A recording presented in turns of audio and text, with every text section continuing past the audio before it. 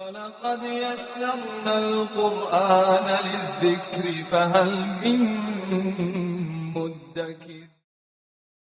الحمدللہ رب العالمین والصلاة والسلام علی رسولہ الکریم، اما بعد فاعوذ باللہ من الشیطان الرجیم، بسم اللہ الرحمن الرحیم۔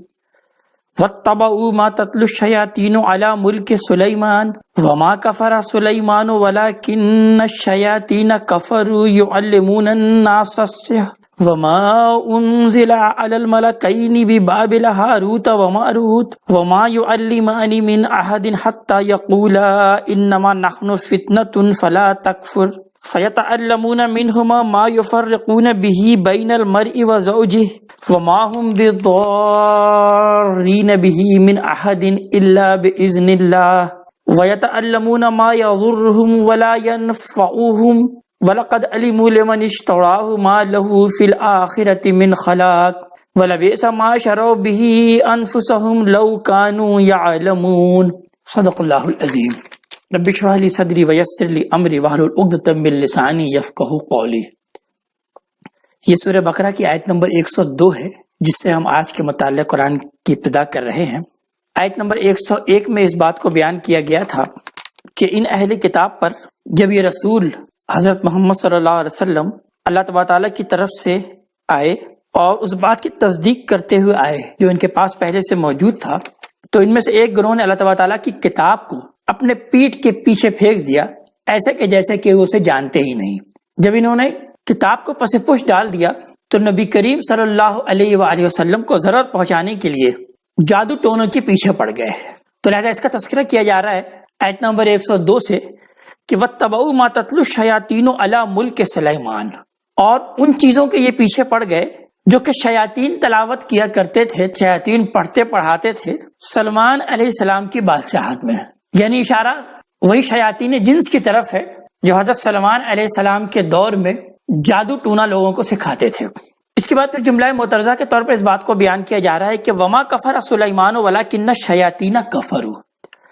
کہ حضرت سلمان علیہ السلام نے کوئی کفر نہیں کیا، یعنی بعد میں ہوا یہ کہ یہ جادو کو منسوب کرتے تھے حضرت سلمان علیہ السلام کی طرف، تو اللہ تبارک تعالیٰ نے ان کی طرف سے یہ اعلان برات کیا کہ حضرت سلمان علیہ السلام نے کوئی جادو لوگوں کو نہیں سکھایا، نہ اس کی کوئی تلقین کی، یعنی جادو چونکہ کفر ہے تو یہ کفر کا معاملہ حضرت سلمان علیہ السلام جو کہ اللہ تبارک تعالیٰ کے نبی ہیں ہرگز نہیں کر سکتے تھے۔ تو اللہ تبارک تعالیٰ نے اس بات کو بیان کیا کہ وما کفر سلیمان، و سلمان علیہ السلام نے کوئی کفر نہیں کیا، ولکن الشیاطین کفروا، بلکہ یہ شیاطین جن تھے جنہوں نے یہ کفر کیا، یعلمون الناس السحر،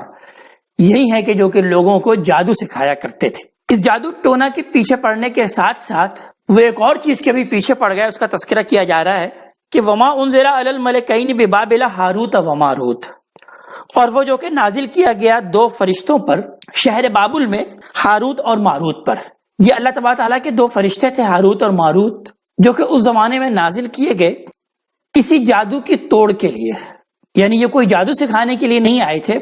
بلکہ اس کے مقابل میں اللہ تبارک تعالیٰ کی طرف سے ایک اور علم لے کر آئے تھے جس کو کہ اب روحانی علوم سے تعبیر کیا جاتا ہے، یعنی یہ اصل میں اشیاء اور کلمات کے کچھ روحانی خواص اور ان کے تاثیر کا علم تھا۔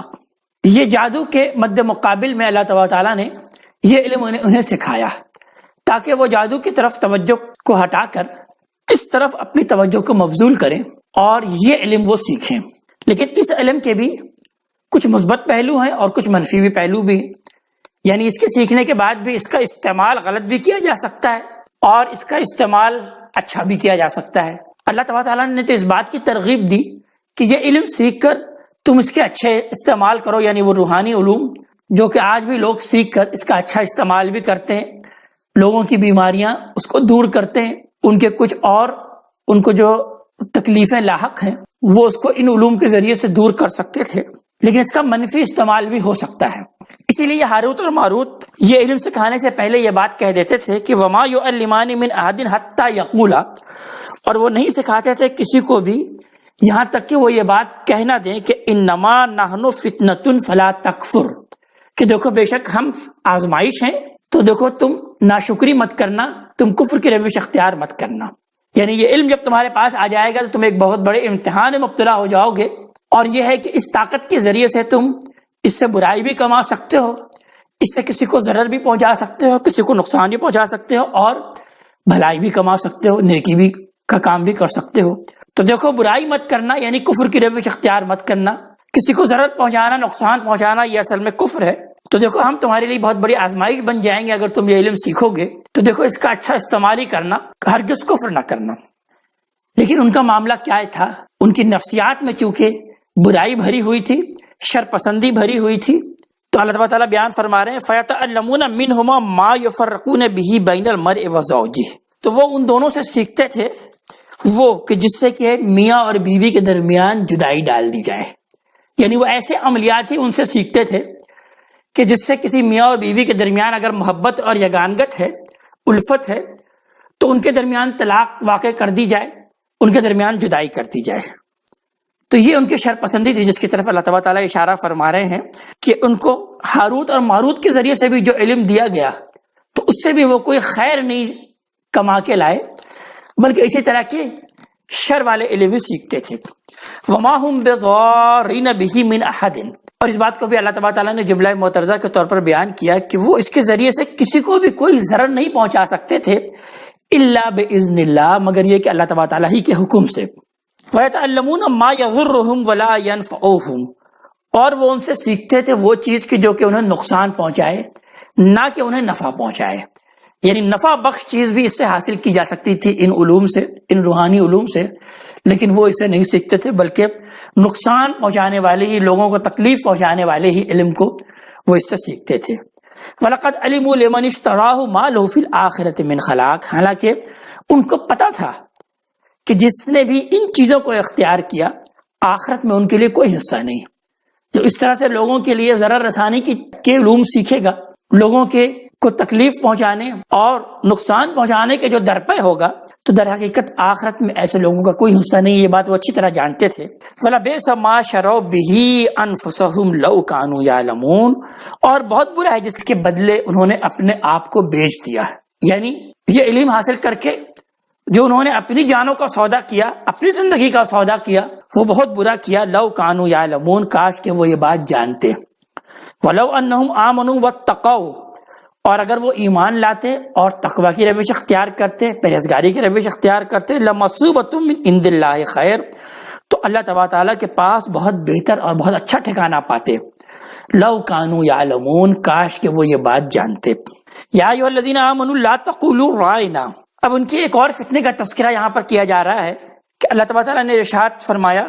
اہل ایمان سے کہ اے وہ لوگوں جو ایمان لائے ہو، ان کی فتنوں سے بچنے کے لیے لا تقولوا رائنا، دیکھو اب تم رائنا مت کہنا، یعنی یہ ان کے مجلسی آداب کا ایک حصہ تھا کہ جب کسی شخص کو کوئی بات سمجھ میں نہیں آتی تھی، کسی مجلس میں اگر کوئی بزرگ کوئی بات بیان فرما رہا ہے اور کسی شخص کو کوئی بات سمجھ میں نہیں آتی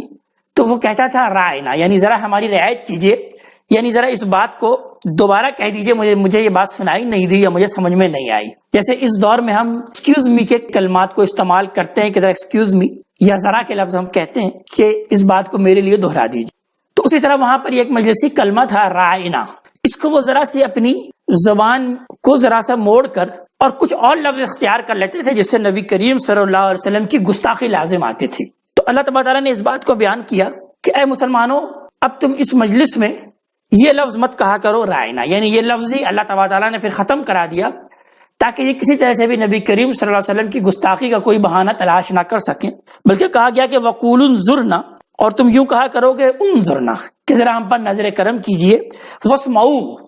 اور تم غور سے سنا کرو بات کو، یعنی کسی مجلس میں بیٹھو تو نبی کریم صلی اللہ علیہ وسلم کی بات کو توجہ سے سنا کرو، غور سے سنا کرو، یہ رائنا اور انظرنا کہنے کی ضرورت ہی نہ پیش آئے۔ وَلِلْكَافِرِينَ عَذَابٌ عَلِيمٌ، اور ایسے منکروں کے لیے، ایسے کافروں کے لیے تو دردناک عذاب ہم نے تیار کر رکھا ہے۔ مَا يَوَدُّ الَّذِينَ كَفَرُوا مِنْ أَهْلِ الْكِتَابِ وَلَا الْمُشْرِكِينَ، اور نہیں چاہتے وہ لوگ کہ جنہوں نے کفر کیا وہ اہل کتاب میں سے ہوں یا مشرکین میں سے، أَن يُنَزَّلَ عَلَيْكُم مِّنْ خَيْرٍ مِّن رَبِّكُم، کہ تم پر نازل ہو تمہارے رب کی طرف سے کوئی خیر، کوئی بھلائی، یعنی در حقیقت وہ تم سے جلتے ہیں، تم سے حسد کرتے ہیں، اور تم پر یہ جو خیر اور یہ بھلائی جو نازل ہو رہی ہے یہ اہل کتاب اور مشرکین نہیں چاہتے کہ یہ تم پر نازل ہو۔ حالانکہ یہ احمق نہیں جانتے کہ واللہ یختص برحمتہ من یشاء،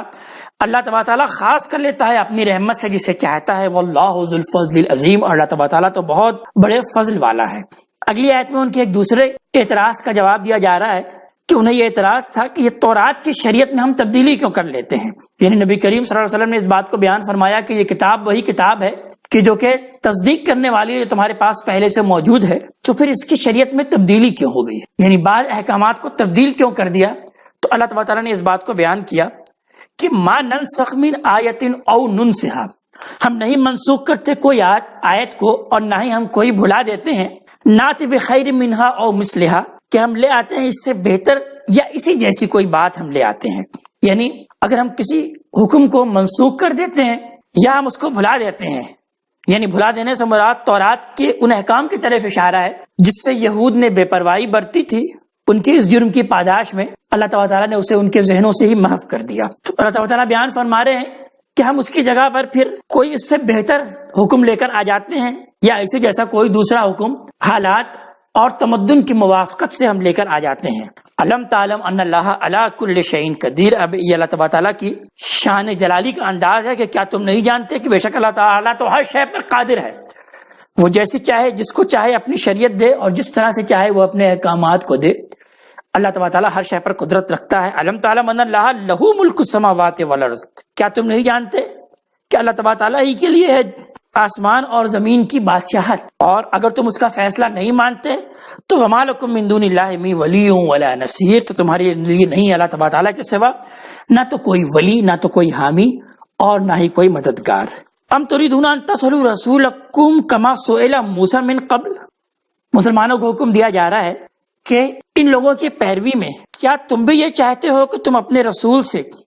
ایسے ہی سوال کرو جیسے کہ موسیٰ علیہ السلام سے اس سے پہلے سوال کیا گیا تھا؟ ان کے ماننے والوں نے، بنی اسرائیل نے، یعنی اس کا ہم تذکرہ پڑھ چکے، خصوصاً اس گائے کے واقعے کے ضمن میں کہ جب انہوں نے موسیٰ علیہ السلام سے سوالات کیا کہ جبکہ وہ کسی ایک حکم کو نہیں ماننا چاہتے تھے تو اس کو ٹالنے کے لیے وہ مختلف قسم کے سوالات کرتے تھے۔ تو مسلمانوں کو بھی اس بات کی تنبیہ کی جا رہی ہے کہ تم موسیٰ علیہ السلام کی طرح کا معاملہ اپنے رسول سے مت کرنا، اور تم کو معلوم ہونا چاہیے کہ جو کوئی بھی یہ معاملہ کرتا ہے تو یہ ایمان کا طریقہ نہیں ہے۔ وَمَا يَتَبَدَّلِ الْكُفْرَ بِالْإِيمَانِ، تو جو کوئی بھی اختیار کر لیتا ہے ایمان کے بدلے کفر کو، فَقَدْ ضَلَّ سَوَاءَ السَّبِيلِ، تو وہ تو پھر سیدھے راستے سے بھٹک گیا۔ وَدَّ كَثِيرٌ مِّنْ أَهْلِ الْكِتَابِ لَوْ يَرُدُّونَكُم مِّن بَعْدِ إِيمَانِكُمْ كُفَّارًا، اور چاہتے ہیں بہت سے اہل کتاب کی اکثریت یہ چاہتی ہے کہ کاش کہ تمہیں لوٹا دے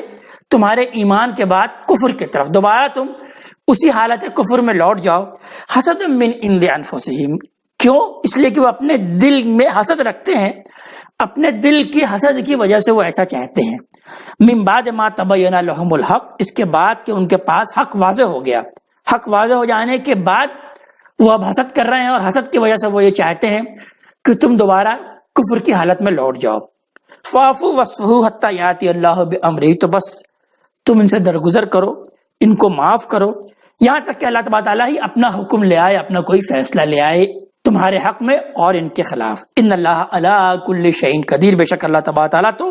ہر شے پر قادر ہے۔ واقیموا الصلاۃ وآتوا الزکاۃ، اور تم تو اے مسلمانوں نماز کو ہی قائم کرو اور زکوٰۃ کو ادا کرتے رہو، تم نماز اور زکوٰۃ پر کاربند رہو۔ وما تقدموا لانفسکم من خیر تجدوہ عند اللہ، اور جو کچھ بھی تم آگے بھیجو گے اپنے لیے خیر میں سے اللہ تعالیٰ کے ہاں تم اس کو پالو گے۔ ان اللہ بما تعملون بصیر، کہ بے شک اللہ تبارک تعالیٰ جو کچھ بھی تم کر رہے ہو کرتے ہو اس کو دیکھنے والا ہے۔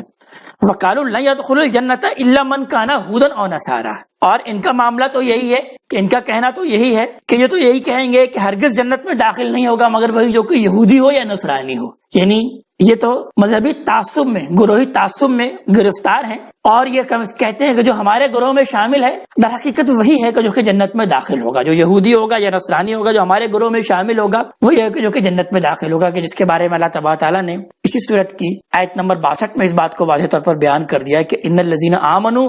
والذین ہادوا والنصارى والصابئین من آمن باللہ والیوم الآخر وعمل صالحا فلہم اجرہم عند ربہم ولا خوف علیہم ولا هم یحزنون، کہ بے شک وہ لوگ جو کہ ایمان لائے اور وہ یہودی ہوئے یا نصرانی ہوئے یا صابی ہوئے جو بھی ایمان رکھتا ہے اللہ تبارک تعالیٰ پر اور یوم آخرت پر اور اچھے عمل کرتا ہے تو اس کے لیے جنت ہے، اور وہاں اس کے لیے نہ تو کوئی خوف ہوگا اور نہ وہ کسی حزن سے دو چار ہوں گے۔ لیکن ان کے تعصب کا معاملہ کیا ہے کہ یہ سمجھتے ہیں کہ ہمارے گروہ میں شامل ہوگے تو ہی تم کامیاب ہو سکو گے، کہ لن يدخل الجنت الا من کان هودا او نصارا، ہرگز جنت میں داخل نہیں ہوگا مگر وہی جو کہ یہودی ہو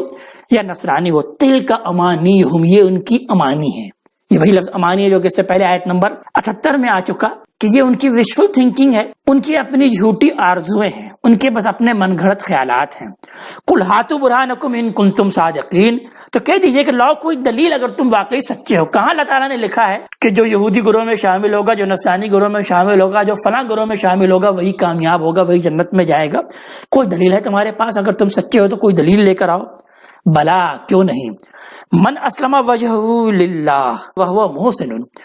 جس نے بھی اپنا چہرہ اللہ تبارک تعالیٰ کی طرف جھکا دیا، جس نے بھی اپنی ہستی کو اللہ کے سپرد کر دیا، وہ محسن، اور وہ احسان کی روش اختیار کرنے والا ہے، یعنی نیکی اپنے اعلیٰ درجے پر کرنے والا ہے، جس کو کہ اس حدیث جبریل میں بیان کیا گیا جب حضرت جبرائیل علیہ السلام نے پوچھا کہ یہ بتائیے کہ احسان کیا ہے، تو نبی کریم صلی اللہ علیہ وسلم نے اس کا جواب دیا کہ ان تعبد اللہ کانک تراہ فإن لم تکن تراہ وانہ یراک، کہ تم اللہ کی بندگی ایسے کرو جیسے کہ تم اسے دیکھ رہے ہو،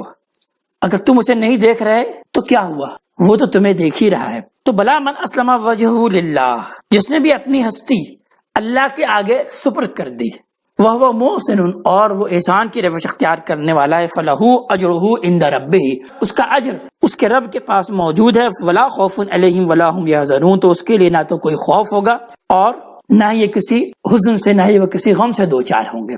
اب اگلی آیت میں اس بات کو بیان کیا گیا کہ ویسے تو یہ کہہ رہے کہ تم یہودی ہو جاؤ یا نصرانی ہو جاؤ تو کامیاب ہوگے، لیکن آپس میں بھی یہ زدم زدہ کا شکار ہیں، اور یہ اپنے سے باہر کسی بھی گروہ کو حق نہیں سمجھتے، یعنی وہ سمجھتے ہیں کہ بس میرا ہی گروہ حق ہے اور باقی سب کے سب جہنمی ہیں۔ جیسے ہمارے ہاں بھی جب لوگ گروہی تعصب میں مبتلا ہو جاتے ہیں تو پھر ہر گروہ اور ہر فرقہ بس یہی سمجھتا ہے کہ ہم ہی وہ ناجی فرقہ ہیں، ہم ہی ہیں کہ جن کو کہ نجات ملے گی، ہم ہی جنتی ہیں، باقی سب کے سب جہنمی۔ تو اللہ تعالیٰ بیان فرما رہے ہیں ان کا معاملہ بھی یہی تھا کہ وہ قالت الیہود لیست النصارى علی شیء، اور یہودیوں کا یہ کہنا ہے کہ نصارہ کسی شے پر نہیں ہے، کسی بنیاد پر نہیں ہے، وقالت النصارى لیست الیہود علی شیء، اور نصرانی عیسائیوں کا کہنا ہے کہ یہ یہودی کسی بنیاد پر نہیں، کسی حق پر نہیں، وہ کسی بیس پر نہیں ہے، ان کے پاس کوئی دلیل نہیں۔ وہم یتلون الکتاب، دلائل ہے کہ دونوں کتاب کے پڑھنے پڑھانے والے ہیں، دونوں اللہ کی کتاب کو مانتے ہیں، دونوں اللہ تعالیٰ کی کتاب کو پڑھتے ہیں۔ یعنی ایسا لگتا ہے جیسے کہ ہمارے یہاں ہمارا ہی نقشہ کھینچا جا رہا ہے کہ ہمارے یہاں جیسے مختلف گروہ ایک دوسرے کو یہی کہتے ہیں کہ یہ دیوبندی کہتے ہیں کہ بریلوی کسی بنیاد پر نہیں، یہ بریلوی کہتے ہیں کہ یہ دیوبندی کسی بنیاد پر نہیں، اہل حدیث کسی بنیاد پر نہیں، سنی شیعہ کو کسی حق پر نہیں سمجھتا اور شیعہ سنی کو کسی بنیاد پر نہیں سمجھتا، حالانکہ سب اسی کتاب کو پڑھنے والے ہیں، اسی کتاب کو اپنا کتاب سمجھتے ہیں، یعنی اسی قرآن کو۔ تو یہاں پر بھی بیان کیا جا رہا ہے کہ وہ یتلون الکتاب، درا ہے کہ حالانکہ یہ کتاب کے پڑھنے والے ہیں۔ کذالک قال الذین لا یعلمون مثل قولہم، اسی طرح ان لوگوں نے بھی ان جیسی بات کہی تھی کہ جو کہ علم نہیں رکھتے، یعنی یہ تو اہل علم کا معاملہ ہے، یہ یہودی اور نصرانی جن پر کہ کتاب نازل ہوئی، اور وہ جو کہ مکے میں مشرکین گزرے ہیں ان کے بارے میں تذکرہ کیا جا رہا ہے کہ وہ بھی اسی طرح کی بات کرتے تھے کہ جو کہ اہل علم بھی نہیں تھے۔ فَاللَّهُ يَحْكُمُ بَيْنَهُمْ يَوْمَ الْقِيَامَةِ فِيمَا كَانُوا فِيهِ يَخْتَلِفُونَ، تو بے شک اللہ تبارک تعالیٰ ان کے درمیان قیامت کے دن فیصلہ کرے گا اس چیز کے بارے میں جس کے بارے میں یہ اختلاف کر رہے ہیں۔ ان کے ان اختلافات کا، ان گروہی اور مسلکی اختلافات کا فیصلہ تو قیامت کے دن اللہ تبارک تعالیٰ ہی کرے گا، اور اپنے انہی اختلافات کی وجہ سے اب یہ ایک دوسرے کی عبادت گاہوں کو بھی ویران کرنے پر تل گئے ہیں۔ تو لہذا بیان کیا جا رہا ہے کہ ومن اظلم ممن منع مساجد اللہ، اور اس سے بڑھ کر ظالم کون ہوگا جو کہ اللہ کی مسجدوں سے لوگوں کو روکے، ان یذکر فیہا اسمہ، کہ اس میں اس کے نام کا ذکر کیا جائے، اس کے نام کی مالا جپی جائے، اللہ کو یاد کیا جائے، وسعی فی خرابہا، اور اس کی ویرانی کی وہ کوشش کرے، اس میں وہ تخریب کاری کرے۔ اولئک ما کان لهم ان يدخلوها الا خائفین، لوگوں کو تو یہ بھی حق نہیں تھا کہ وہ اللہ تعالیٰ کے ان گھروں میں، ان مسجدوں میں داخل ہوں مگر یہ کہ ڈرتے ہوئے داخل ہوں۔ لهم فی الدنیا خزی ولهم فی الآخرۃ عذاب عظیم، لیکن انہوں نے سرکشی کی روش اختیار کی تو لہٰذا ان کے لیے دنیا کی زندگی میں بھی رسوائی ہے، دنیا پر بھی اللہ تبارک تعالیٰ کے عذاب کا کوڑا ان پر برسے گا، اور آخرت میں تو یہ بڑے عذاب سے دوچار ہوں گے۔ اور یہ مسجدوں سے لوگوں کو کیوں روکتے رہے؟ اس لیے کہ ان میں سے کسی نے مشرق کو قبلہ بنا لیا، اسی بیت المقدس کے ایک حصے کو، مشرقی حصے کو کسی نے قبلہ بنا لیا نصرانیوں نے، اور کسی نے اس کے دوسرے حصوں کو یعنی مغربی حصے کو قبلہ بنا لیا۔ تو اللہ تبارک تعالیٰ اگلی آیت میں اس کا تذکرہ کر رہے ہیں کہ وَلِلَّهِ الْمَشْرِقُ وَالْمَغْرِبُ، اللہ ہی کے لیے ہے مشرق بھی اور مغرب بھی، یعنی اللہ تبارک تعالیٰ کسی سمت میں نہیں ہے، تمام سمت اللہ تبارک تعالیٰ ہی کے لیے ہے۔ فَأَيْنَمَا تُوَلُّوا فَثَمَّ وَجْهُ اللَّهِ، تو تم جس طرف بھی رخ کرو گے وہیں تم اللہ تبارک تعالیٰ کی خوشنودی ہے، وہیں اللہ تبارک تعالیٰ کی خوشنودی کو تم پاؤ گے۔ ان اللہ واسع علیم، بے شک اللہ تبارک تعالیٰ تو بہت وسعت والا ہے اور علم رکھنے والا ہے۔ اور پھر یہی نہیں، یہ جن کو کہ اپنی نجات کا دعویٰ ہے کہ ہم ہی ناجی فرقہ ہیں اور ہمیں ہی جو ہے وہ جنت ملے گی، ہم ہی جنت کے حقدار ہیں، ان کے اپنے عقائد کا معاملہ یہ ہے کہ اس قدر یہ پستی میں گر چکے ہیں کہ آگے بیان کیا جا رہا ہے وَقَالُوا اتَّخَذَ اللَّهُ وَلَدًا، انہوں نے اللہ تبارک تعالیٰ کا بیٹا گھڑ لیا، اللہ کی اولاد بنا لیا کہ اللہ کے کوئی بیٹا ہے، سبحان ہو، حالانکہ وہ پاک ہے اس سے۔ بل لہو ما فی السماوات والارض، بلکہ اسی کے لیے جو کچھ بھی آسمان میں ہے اور جو کچھ بھی زمین میں ہے، یعنی اس کو کسی اولاد کی ضرورت نہیں، اولاد کی ضرورت تمہیں پڑتی ہے، اللہ تبارک تعالیٰ تو اس سے پاک ہے، اس کو کسی بیٹے کی ضرورت نہیں، تمام آسمان اور زمین سب اسی کے لیے ہیں۔ کل لہو قانتون، اور سب کے سب اسی کے زیر فرما ہیں، اسی کے سامنے فرما بردار ہیں، اسی کے سامنے جھکے ہوئے ہیں۔ بدیع السماوات والارض، وہ تو آسمان اور زمین کو عدم سے وجود میں لانے والا ہے۔ وَإِذَا قَضَىٰ أَمْرًا فَإِنَّمَا يَقُولُ لَهُ كُن فَيَكُونُ، اور اس کا معاملہ تو یہ ہے کہ جب وہ کسی کام کا کوئی فیصلہ کرتا ہے تو بس وہ کہہ دیتا ہے کہ ہو جا، اور وہ ہو جاتا ہے۔ اللہ تبارک تعالیٰ ہمیں اپنے کلام کا فہم عطا فرمائے اور عمل کی توفیق عطا فرمائے۔ اقول قولی ھذا واستغفر اللہ لی ولکم ولسائر المسلمین والمسلمات۔